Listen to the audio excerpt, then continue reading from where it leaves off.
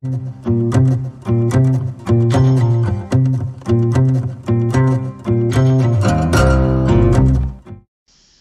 this three-part installment of Things Vegans Say, I'll be discussing the arguments of Dr. Jason Kaplan, a cardiologist whom I was recently in a debate with on vegan versus carnivore diet. And they might even try to convince you to think that all the top researchers and the top epidemiologists and every top doctor treating cardiovascular disease and oncology would be thinking that they've got it wrong, right? That they've got it right. I want to bring you the evidence base from... Okay, so, this is sort of, obviously you're going to have to stop a lot here because there's just a lot of these things are just, I think that they're not really robust arguments. So again, it's just like, how dare you question all the top epidemiologists in the world? And well, first of all, epidemiological data is used to back things up. They don't have any business doing that. When you're looking at epidemiological studies, generally if it doesn't show a 200% increased correlation, you don't even look at it as significant. All these epidemiological studies are showing like an 18% increase and so forth. You have so many confounding factors that go into these sorts of things. And in fact, when they redid all these epidemiological studies, they didn't even show a correlation between eating meat and bowel cancer, eating meat and heart disease, eating meat and all these sorts of things. Okay, so and again, that's appealing to authority. Just because a teacher said so, that doesn't actually mean it's true. All the top scientists in the world thought the earth was flat too at one point. How'd that one work out?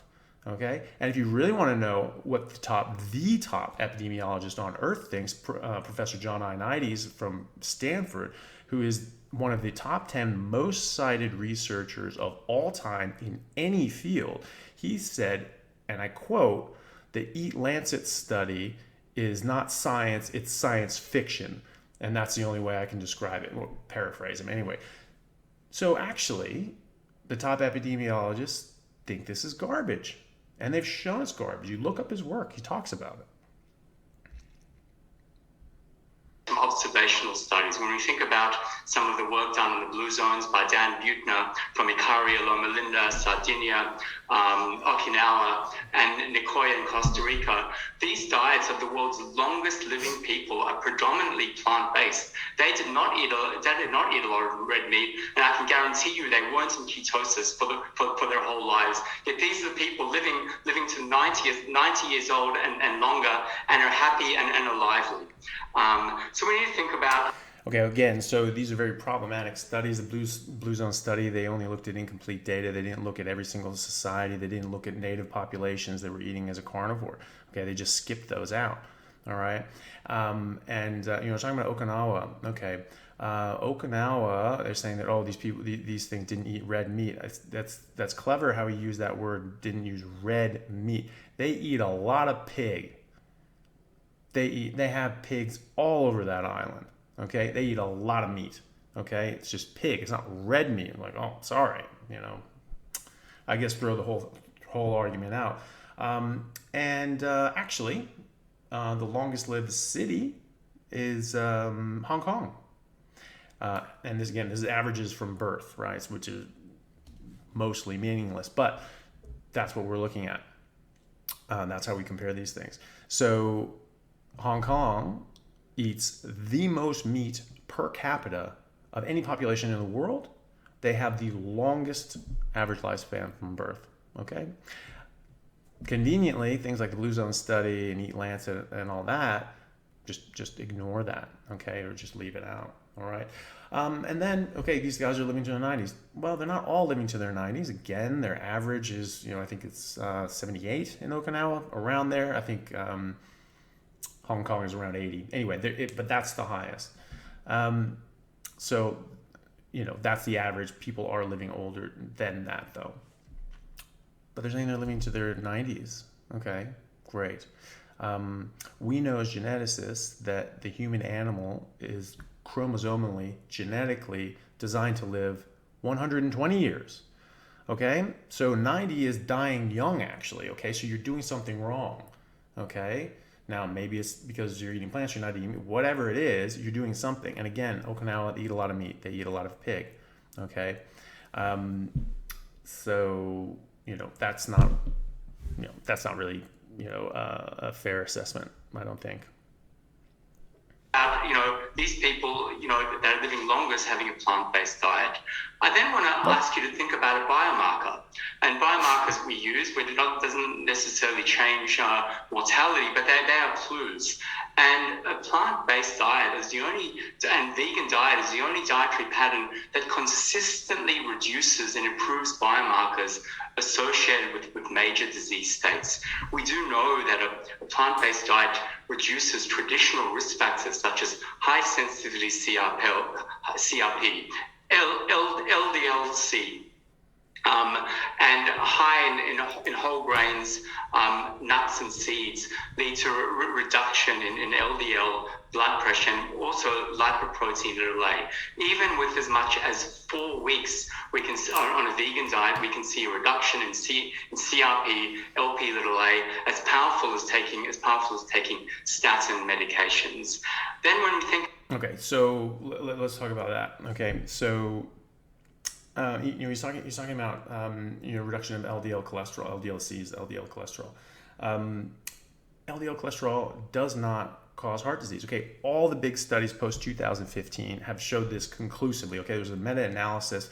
So you have controlled trials, randomized controlled trials, and you have a meta-analysis which looks at all those randomized controlled trials, looks at all the data and sort of correlates it out statistically and said, okay, what are we seeing here with this massive population and these massive group of people now? The large meta-analysis in the Journal of American College of Cardiology published in 2021, so it was a recent study, okay, meta-analysis showed that saturated fat was not a cardiovascular risk, and instead it was protective against stroke, okay? So this goes against everything that we have been taught in medical school, certainly that he was taught during his residency in cardiology. So it's understandable that he's very much on the side of cholesterol is bad, because we've been railing against cholesterol for 60 years. Okay, it just happens to be wrong.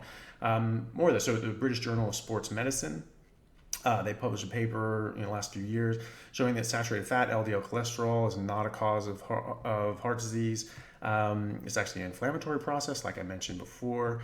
And in fact, there's an inverse relationship between saturated fat intake and heart disease. Inverse, okay, so it protects against heart disease. It also protects against Alzheimer's and Parkinson's and so forth, because your brain's made out of fat and cholesterol and so forth. You need that to keep your brain healthy, okay? You need it to develop healthily as well. So kids, vitally important for them to get this evil saturated fat as well, okay? There's a large study with 60,000 patients, I think it was published in 2015, looking at statins. You say, oh, this is better than statins at reducing cholesterol. We don't want to reduce cholesterol. Cholesterol is not the problem, okay? Statins have side effects, okay? They sap your cells of vitamin CoQ10. Anybody who prescribes statins without prescribing vitamin CoQ10, I think is doing their patient a big disservice, okay? Because that can actually damage your cells and damage your heart cells, okay? So you're giving a medication to protect your heart, and you're now damaging your heart with that medication, okay? That's not great. So this looked at patients over the age of 65, is most common cohort for people that are at risk of heart disease and heart attack. So they were on statins. 60,000 people, they found that there was that taking statins was at least neutral in their in their risk of getting a heart attack and stroke and so forth, or even worse. Okay, so people having statins, having lower LDL cholesterol, were actually having worse outcomes. Okay, so statistically, it wasn't quite even. It was actually, they were a little worse. Okay, so it's saying that, look, we really need to rethink this, because we're giving a medication that is not helping. It is definitely not helping, and it could be causing harm. And I would argue that it does cause harm, because you're giving somebody something that has side effects and no benefit. Okay, so that's the definition of causing harm. Okay, the British, the BMJ, the British Medical Journal, they did a literature review a few years ago as well. Again, found no association, or actually an inverse association, between LDL cholesterol and all-cause mortality and cardiovascular mortality in the elderly, okay? So what are we doing? That's not a marker of disease. There was another study, another lit review in 2018 that showed, again, LDL cholesterol does not cause cardiovascular disease. There's another study showing that lower cholesterol levels were linked to depression and suicide. Okay, so people that had lower LDL cholesterol were having much higher rates of depression, and the ones who had depression and low cholesterol had a much higher rate of suicide. Okay, that's a big deal. All right, so in fact, now psychiatrists who know this are now recommending their patients get your damn cholesterol up. Okay, it's going to save your life and change your life. Okay. So, this is all the new data. This is very robust stuff. We're talking about hundreds of thousands of patients. We're talking about massive studies, meta-analyses, all these sorts of things, okay?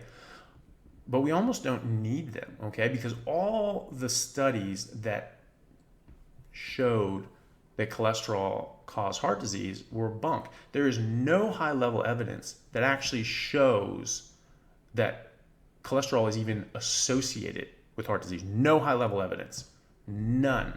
And the evidence that we do have, we now know is bunk. We now know it's not only false, but fraudulent, okay? The Journal of American Medical Association published in 2015 actual internal memos from the sugar companies back in, 40s, 50s, 60s, talking about how there were studies coming out that were suggesting that sugar caused heart disease. Now we have actual hard evidence to suggest that it does, okay? So at the time, they were like, okay, well, we need to put some, counter arguments out there. So in their own words, in their own documents, they detailed how they paid off 3 Harvard professors to falsify data and publish fraudulent studies to make it appear as if cholesterol was causing heart disease when it was really sugar. And one of those professors was named head of the USDA in 1965. And then the USDA was the one that declared unequivocally that cholesterol causes heart disease, saturated fat increases cholesterol, stop eating both. It changed the world. People stopped eating fat, they stopped eating cholesterol, they stopped eating red meat especially, and eggs, because these are the worst. They have the most cholesterol. Actually, they're the best. They have the most nutrients, which cholesterol is one of, and so is saturated fat. What were the results? We reduced our cholesterol intake by 30%, reduced red meat by 33%, increased fruits and vegetables by 30 and 40% respectively, increased sugars and grains as well. What happened? This is in America, hundreds of millions of people. What happened? The obesity rate tripled, stroke rate tripled, heart disease tripled, cancer rates tripled, type 2 diabetes, autoimmune disorders, Alzheimer's, Parkinson's, even neurodevelopmental delays such as autism. These all increased exponentially. Okay, these almost didn't exist before. Now they're the only things we treat. So he's talking about, well, where's your evidence to say that a carnivore diet is going to reduce these things? Dude, where's yours? We reduced cholesterol by 30%. We reduced saturated fat and red meat by 33%. Okay? Heart disease went up. Heart disease tripled. Okay? So that is very conclusive, right? Well, maybe there's something else going on. Obviously, there's a lot of these things can go on. But when you run an experiment, especially with hundreds of millions of people, and you get these outcomes, you have to start thinking about it, okay? As Richard Feynman said, it doesn't matter how brilliant your theory is, and it doesn't matter how smart you are. If it doesn't agree with the experiment, it's wrong, okay? So we did the experiment, it's wrong, okay? And we know that. We have hard evidence showing that it's bullshit, okay? Ansel Keys did something called the seven nation study or something like that. And he found the nations that say, the more cholesterol you have, the more heart disease you have. It was this exponential growth, this exponential, chart. Okay, wow, that was very compelling. But that's a correlation. Correlation does not equal causation, okay? And he had complete data for like 23 countries. He only used the 7 that fit the graph. If you look at the rest of the countries, if you plot those on the graph, it's just scattered. So there isn't even a correlation. Okay? There isn't a correlation, let alone a causation. Okay, so there is no correlation between cholesterol and heart disease. Framingham study. Okay, there's a very famous study in cardiology. I think it was like 76,000 patients, followed them for like 20 years, and they're like, okay, what sort of markers, these biomarkers that he's talking about, which ones are significant? And they concluded that cholesterol, total cholesterol, before we distinguish them, total cholesterol being higher was an increased risk for heart disease and cardiovascular disease, okay? The only problem with that is their own results and findings showed the opposite. Okay, but they actually, and you can find this, and they says like, well, we did find this and this, that, and the other. However, we still feel that, cholesterol is a significant risk factor. Okay, that's fraud. That is academic malpractice. Okay, but that went out, and you get these things and you repeat them so many times that people just, oh, well, that's what it is. Everyone knows it. Well, again, everyone knew that the Earth was flat too. How'd that one work out, right? Oh, and the seeds too. I mean, okay, who cares we don't care that we're reducing LDL cholesterol, but it does one thing. Let's say that you wanted it to reduce the LDL cholesterol. Okay, but you got to understand this is a complex, organic, these are complex organic compounds you're putting in your body, and there's tens of thousands of them. What do those ones do? What do the rest of them do? Okay, because there's cyanide in almonds. Okay, 1 to 2 pounds of almonds in a day will kill you.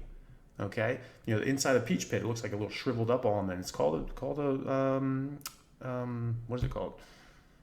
Bitter almond. Okay, 1 or 2 of those will kill you with the amount of cyanide that's in there. Okay, so a seed is a plant's baby. Okay, all organisms protect their babies more than anything. A seed is a plant's baby. That's generally where you find the highest concentration of toxic elements. Okay, so you're eating a bunch of seeds to lower your cholesterol, which you don't want to do, and you're bringing in all this other crap. Again, it's cherry picking. Okay, so you're saying this, you have this one beneficial thing. Okay, what else is in there? What are the other 100,000 things that are in an almond? What do those ones do for you? Okay, are they all good or at least neutral? So this one good thing just sort of tips you over the balance. The answer to that riddle is no. Okay, so we'll go on. Think about more novel risk factors, and my teammate Jason's going to talk about the microbiome, but I want to talk about trimethylamine and N-oxide, which is produced by the gut in response to choline consumption. Choline comes from red meat, eggs, and dairy, and the more TMAO we produce in our guts as a byproduct of these foods, the higher the risk for cardiovascular disease, kidney disease, obesity, and myocardial infarction. And what's fascinating is if vegans do not produce TMAO in the gastrointestinal tracts, and this is research has come out of the Cleveland Clinic and has been reproduced in multiple studies on both high risk and low risk patient groups. Then we have to start thinking. Okay, that's a better argument. All right, talking about TMAO and so forth. Fine, yeah, I have no problem with that. The problem comes because these studies look at meat eaters, not carnivores. Okay, so he asks us, where's the carnivore study that shows that a carnivore diet shows improvement in these sorts of things? Okay, where's your study that shows a carnivore diet causes harm? Because we don't have those studies either. Okay, we look at meat eaters, we look at people that have meat in their diet. Okay, and this is again problematic with these epidemiological studies and these confounding factors, because we've been told for the last 40, 50 years that eating meat will kill you, especially red meat will kill you.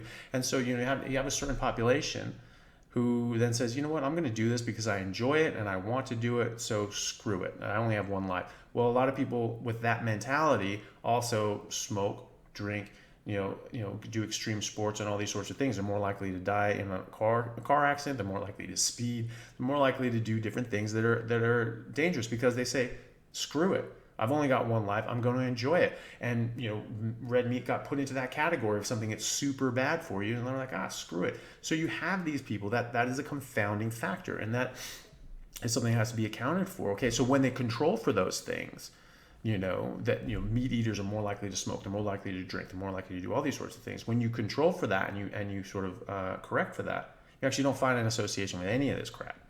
Okay, so again, where's the study that shows that carnivorism causes a problem? Not meat eating with all this other crap going on, but carnivorism. And okay, so and so for the microbiome, your microbiome is going to be very, very different depending on what you eat. It changes basically daily, okay? Because your what you eat feeds your gut biome, okay? And so if you eat different things, you're going to have a different gut biome, okay? So it depends on what bacteria you have. You have specific bacteria that will break down specific things into specific byproducts, okay? So if you have specific bacteria that may turn these choline into a TMAO. Okay, maybe. All right. Are you going to have that gut bacteria if you're on a carnivore diet? Do that study. Where's your study showing that? Okay. Probably not. Honestly, I don't know, because we don't have a study, but we don't know. It doesn't matter though, because if you're just eating a carnivore diet, you're not eating fiber. Fiber delays the absorption, actually blocks and stops the absorption and breakdown of the food that you eat. This was the argument. This was the entire argument in the 80s on why you should eat fiber, because it stops you from absorbing calories. It has no nutrition, it feels like you're full, and it blocks your body's ability to absorb food. How would that arise in nature? That's like a good thing for survival and starvation? I mean, that doesn't make any damn sense. But that was the argument. It was, fat busters, got to lose weight, all these sorts of things. Okay, but what are you doing? You're stuck. You have these big tangles of fiber that you cannot break down. No vertebrate animal can break these down. It's actually special bacteria in the guts of things like, of herbivores that can break this stuff down. Okay, we don't have those. Okay, there's some, you can get some of those in your large intestine. They don't exist before that. So you get these big tangles, okay? And, these food particles are stuck in these tangles. Enzymes can't get to it, and they can't get to the borders of your small intestine, the lumen of your intestine, and so forth, so they can't get absorbed, okay? So these get taken into the large intestine where the bacteria are, and these then, cause these problems. So if you're not eating fiber, your body's going to absorb all this stuff. Very little of that is going to get, if any, is going to get to your large intestine. We know this because we've studied this with people with stomas. You remove part of your intestine, you have this bag, fecal matter comes out in the bag. And we look at this, and when people are not eating fiber and they're eating animal protein and so forth, almost none of it comes out, okay? But when you're eating plant proteins, a lot of it comes out. This is how we know about bioavailability of meat-based proteins versus plant-based proteins, okay? That's part of why we know that plant-based proteins don't have a very high bioavailability, and that meat does, okay? So if you're not eating fiber, and you're not eating plants at all, you may not even have the right bacteria that will turn this stuff into TMAO, okay? But either way, you're not eating fiber, so the majority of what you're eating is going to get absorbed, so it's not even going to get to the large intestine to be introduced to the bacteria, which may not even exist anyway, okay? So there's that.